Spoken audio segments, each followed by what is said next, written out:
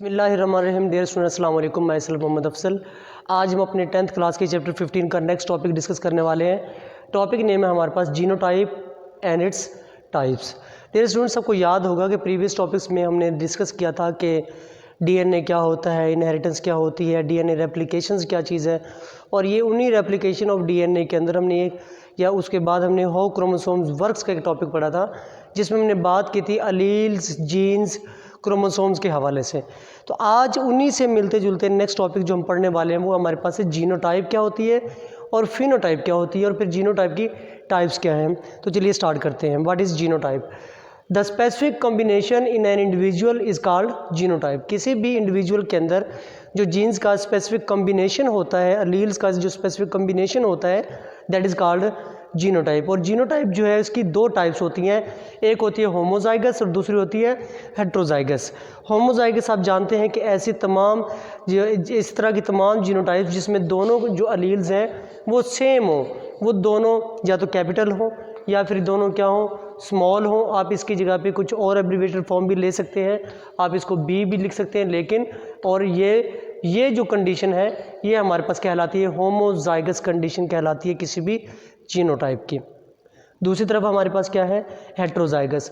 Heterozygous बेटा वो होते हैं जिसके अंदर दोनों अलील डिफरेंट हो, एक कैपिटल और दूसरी स्मॉल, दूसरी तरफ एक कैपिटल और दूसरी स्मॉल। ये जो कॉम्बिनेशन होता है इसको हम क्या कहते हैं, इसको हेट्रोजाइगस जीनोटाइप कहते हैं इसको। ठीक है, तो हमने यहाँ पे ये सीखा कि जीनोटाइप क्या होती है। डेफिनेशन है यहाँ पे, the specific combination in an individual is called its genotype and it has two types, homozygous genotype and heterozygous genotype. Homozygous genotype with the type of genotype in which both alleles are same, in which both alleles are same। ये देखिए दोनों same है, capital है, ये दोनों same है, small है, ये दोनों सेम है, ये दोनों भी स्मॉल है। This is called homozygous genotype. And second one is a heterozygous in which one G allele is different from other, जिसमें से एक अलील दूसरे से क्या है, डिफरेंट होगी, वो हमारे पास कहलाएगी हेट्रोजाइगस, जिसमें एक कैपिटल है दूसरा स्मॉल। और ये मैंने यहाँ पे जाहिर करने की कोशिश किया, होप कि आपको समझ आ गया होगा। This is called heterozygous genotype. ठीक है, जीनोटाइप का कंसेप्ट समझने के लिए हम यहाँ पे एग्जाम्पल कोड करते हैं, उसको हम कहते हैं, वो एग्जाम्पल भी हम उसको डिस्कस करते हैं। दूसरा एक वर्ड आप पढ़ेंगे इसके अंदर, फिनोटाइप। फिनोटाइप कहते हैं इसी जीन्स का, ये जो जीन्स है इनका अपने आप को एक्सप्रेस कर देना, अपने आप को जाहिर कर देना, this is called its phenotype. वो हम बात करते हैं, फॉर एग्जांपल अगर किसी का स्किन कलर की बात हो रही है, अगर फादर कलर जो है वो फेयर है और जो मदर कलर जो है वो डार्क है और जो बेबी पैदा होते हैं उनका कलर भी फेयर पैदा हो जाता है, इसका मतलब फादर के जो करेक्टरिस्टिक्स हैं वो डोमिनेट हुए, वो आगे जाहिर हो चुके हैं, एक्सप्रेस हो चुके हैं। फेयर कलर, बच्चे के अंदर फेयर कलर जाहिर हो जाना, बच्चे के अंदर डार्क कलर जाहिर हो जाना, जो कलर जाहिर होता है वो उसके जीन की फिनोटाइप कहलाता है, उसका एक्सप्रेशन जो है वो उसकी फिनोटाइप कहलाता है। ये जी चीज़ है, इसको हम नेक्स्ट आगे एग्जाम्पल देखते हैं, ये आपको बेहतर तरीके से समझ आ जाएगी। एग्जाम्पल हमारे पास वो कहते हैं कि कंडीशन है जिसे कहते हैं एल्बिनिज्म। एल्बिनिज्म, एल्बिनो पीपल आपने देखे होंगे, लोग आपके इर्द गिर्द घूमते हुए, ऐसे लोग जो बहुत ज़्यादा फेयर कलर होता है, गोरा कलर होने के बाद भी बहुत ज़्यादा गोरा, ब्राउन हेयर, ब्राउन आइज़, ठीक है, ये ब्राउन कलर जो होते हैं उनको एल्बिनो कहते हैं। एल्बिनो दो तरह के होते हैं, बहुत ज़्यादा फेयर, बहुत ज़्यादा लाइक गोल्डन टाइप जो लोग होते हैं उनको वो फेयर कलर का होता है, उनको वो भी एल्बिनो होते हैं, बहुत ज़्यादा डार्क भी एल्बिनिज्म कहलाता है। ये दोनों एल्बिनो कहलाते हैं, दोनों कंडीशंस। ठीक है, जो यानी कि जो काले लोग होते हैं, हबशियों के अंदर बहुत ज़्यादा जो काला होगा वो डार्क कलर के एल्बिनिज्म कहलाते हैं। उनके अंदर अब एल्बिनिज्म है क्या? एल्बिनिज्म कहते हैं कि ऐसी कंडीशन जिसमें नॉर्मल बॉडी पिगमेंट्स जो होती हैं वो एब्सेंट होते हैं, एक ऐसी कंडीशन जिसमें कलर पिगमेंट का आपको पता है कलर को कहते हैं। अगर जीन्स के अंदर स्किन कलर ही मौजूद नहीं है तो उसका क्या हो, तो वो पिगमेंट्स जो हैं वो मिसिंग हो, उस कंडीशन को हम क्या नाम देते हैं बेटा, उसको हम नाम देते हैं एल्बिनिज्म का नाम देते हैं। और अगर क्या हो जाए कि बॉडी पिगमेंट्स बहुत ज़्यादा हो जाए तो वो फिर बहुत ज़्यादा डार्क सिचुएशन पैदा हो जाती है, वो जो ब्लैक कलर के होते हैं बहुत ज़्यादा, that is the other situation of albinism.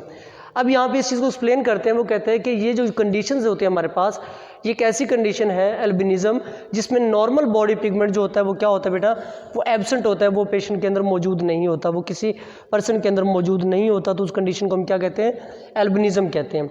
Albinism हम जानते हैं कि जो कलर होता है वो किसी भी एक जीन पेयर से कंट्रोल होता है। फॉर एग्जांपल मदर और फादर के जो डिफरेंट कलर है, अगर मदर का कलर आपको रिप्रेजेंट करते हो आप कैपिटल ए से, फादर के रिप्रेजेंट करते हो आप स्मॉल ए से, ठीक है, तो इस कंडीशन में, या फिर आप फादर के जो अलील्स हैं उसको आप रिप्रेजेंट करते हो कैपिटल ए से और स्मॉल ए से, तो कलर जो है वो एक ही अलील से, एक ही टाइप ऑफ अलील से रिप्रेजेंट होगा, दैट इज़ वो आप कोई भी रिप्रेजेंट कर सकते हैं। हमने यहाँ पे यूज़ किया है ए का वर्ड, ठीक है। तो ए अगर कलर को रिप्रेजेंट करता है तो डेफिनेटली दो टाइप के कलर होंगे, या तो फेयर होगा या डार्क होगा, ठीक है। तो चलिए देखते हैं। वो कहता है कि इसको जो रिप्रेजेंट करता है कलर, वो एक ही वन पेयर ऑफ जीन होता है, ठीक है, जिसको हम यू रिप्रेजेंट करते हैं, वो या तो कैपिटल ए है या फिर स्मॉल। और इस सिचुएशन के अंदर अगर ए हमारे पास, ए का कम्बिनेशन हमारे पास आता है तो इसमें 3 तरह की जीनोटाइप्स बनती हैं। जैसे कि कौन कौन सी, वो 3 कम्बिनेशन जो बनेंगे बेटा, वो या तो दोनों कैपिटल होंगे, फेयर कलर होगा, फादर लाइक कलर होगा, दोनों डार्क होंगे, बेबी जो है वो डार्क होगा, मदर लाइक कलर होगा, यानी कि दोनों स्मॉल होंगे। ये 2 कंडीशंस कहलाती हैं होमोजाइगस कंडीशंस। जैसा कि हमने पहले जिक्र भी किया था कि जिसके अंदर क्या हो, दोनों सेम टाइप के अलील्स हो, सेम टाइप के जीन हो, उसे हम क्या कहते हैं, होमोजाइगस कहते हैं। हैविंग सेम अलील, ये देखिए दोनों सेम है, ये दोनों भी सेम है, this is called homozygous combination. And second one is the heterozygous, जिसमें हैविंग डिफरेंट अलील्स, एक कैपिटल है एक स्मॉल है, ये डिफरेंट अलील्स है, तो ये हेट्रोजाइगस कहलाता है, ठीक है। अब यहाँ पे सिचुएशन ये बन जाती है, इन दोनों में समझ में आ जाता है कि कलर जो है वो कौन सा होगा, या तो ये फादर कलर है बिल्कुल, ये इस बच्चे का कलर क्या है, बिल्कुल मदर टाइप कलर है, डार्क है, ब्लैक है, जो उनका कलर है। बट अगर हम बात करते हैं इस सिचुएशन की, हेट्रोजाइगस की, तो यहाँ पे डिसाइड करना थोड़ा टफ हो जाता है कि अब कौन सा कलर होगा बेबी के अंदर। तो उसको, उसकी आइडेंटिफिकेशन के लिए यहाँ पे वर्ड यूज़ किया जाता है डोमिनेंट एंड रिसेसिव का। अब आप देख सकते हैं कि जो कैपिटल ए है ये डोमिनेंट कंडीशन में है, जो स्मॉल ए है वो रिसेसिव कंडीशन में है। अब जीन्स का हमें कैसे पता चलेगा डोमिनेंट रिसेसिव का, तो वो जीन्स जो, वो अलील्स जो अपना, वो जीन्स जो अपना कलर आगे रिप्रेजेंट कर दें वो डोमिनेंट होते हैं। क्योंकि कोई भी, किसी भी कम्बिनेशन के अंदर बेटा कभी भी ये नहीं होता कि एक बच्चा जो है उसके अंदर अगर उसका कलर बिल्कुल फादर की तरह है, फेयर कलर है, इसका मतलब ये बिल्कुल नहीं है कि उसके अंदर, उसकी बॉडी के अंदर जो मदर के जीन्स स्किन कलर है वो जीन्स मौजूद नहीं है, वो है, बट वो आगे किसी उसकी नेक्स्ट जनरेशन के अंदर रिप्रेजेंट हो जाएंगे। वो किस फॉर्म में है, वो रिसेसिव फॉर्म में है। वो किस फॉर्म में है, रिसेसिव फॉर्म में। डोमिनेंट और रिसेसिव के बारे में ये कहते हैं कि डोमिनेंट अलील्स या डोमिनेंट कैरेक्टर वो कैरेक्टर होता है किसी भी हेट्रोजाइगस कंडीशन के अंदर अगर एक अलील अपने आप को महफूज कर ले, सेव कर ले और अपने आप को जाहिर कर दे, उससे क्या कहते हैं, डोमिनेंट अलील कहते हैं, लाइक कैपिटल ए, ठीक है। तो दूसरी तरफ अगर क्या हो जाए कि जो अलील है वो अपने आप को एक्सप्रेस ना कर सके, वो जाहिर नहीं हो सके, तो इसका मतलब क्या है कि वो क्या होगा, वो रिसेसिव अलील कहलाएगी। रिसेसिव का मतलब ये हरगिज़ नहीं होता कि वो मुकम्मल तौर पे वो ख़त्म हो चुकी है। रिसेसिव होने का मतलब सिर्फ़ और सिर्फ ये होता है कि वो इस जनरेशन के अंदर, एक जनरेशन के अंदर वो छुप गई है, लेकिन नेक्स्ट जनरेशन के अंदर वो अपने आप को ज़ाहिर एक्सप्रेस कर सकती है। तो इसका मतलब ये भी होता है कि किसी भी डोमिनेंट अलील जो होती है वो सिर्फ और सिर्फ एक्सप्रेस करती है किसी भी एक्सप्रेशन को, बट इसका मतलब ये नहीं होता कि वो उसकी नेचर को इफ़ेक्ट कर दें, यानी कि आगे आने वाले जो बच्चे हैं वो दोबारा कभी मुकम्मल तौर पे अपना कलर ज़ाहिर करें ही ना। डार्क कलर अगर एक दफ़ा रिसेसिव हो गया, इसका मतलब ये हरगिज़ नहीं है कि आगे आने वाली जनरेशन में वो कभी भी अपने आप को रिप्रेजेंट कर ही ना पाए। वो रिसेसिव है, मतलब इस जनरेशन में डोमिनेंट नहीं हुआ, ज़ाहिर नहीं हुआ, एक्सप्रेस नहीं हुआ, बट वो आने वाली नस्ल के अंदर, आने वाली जनरेशन के अंदर अपने आप को रिप्रेजेंट कर लेगा। This situation is called recessive situation, and जो अपने आप को जाहिर कर देगा that is called the dominant recessive. अब हमारी इस एग्जांपल के अंदर जो एल्बिनिज्म कंडीशन है ये एक रिसेसिव कंडीशन है, ये आपका एमसीक्यू भी है।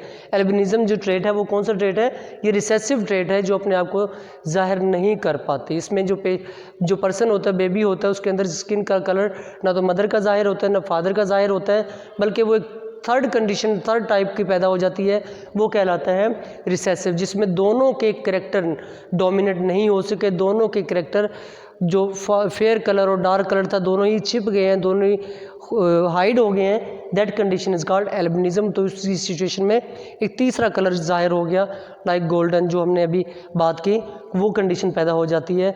अब इस तरह इन जीन्स के अंदर, जीन्स का अपने आप को स्किन कलर का जाहिर ना करना या जाहिर मुकम्मल तौर पे कर देना, दैट इज़ कॉल्ड फिनोटाइप। ठीक है, तो ये था हमारा आज का लेक्चर, जिसमें हमने डिस्कस किया जीनोटाइप और उसकी टाइप्स को और फिनोटाइप के हवाले से। आई होप कि लेक्चर आज आपको समझ आ गया होगा। इस हवाले से कोई भी कन्फ्यूजन हो, क्यूरी हो, आप व्हाट्सएप कर सकते हैं, टेस्ट कर सकते हैं। लेक्चर को समझिए, हज़म कीजिए। जज़ाकल्लाह।